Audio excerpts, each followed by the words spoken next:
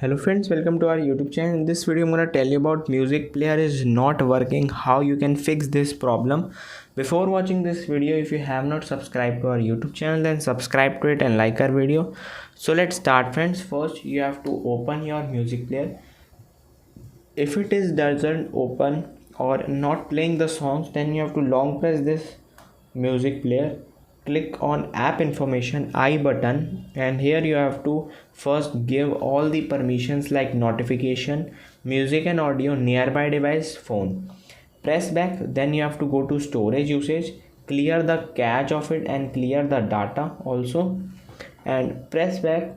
You can see, click on data usage. If it is there, then you have to off the background data, and now it is working. I hope you like this video. If you like this video, then subscribe to our YouTube channel for more helpful tips and tricks videos. See you next time.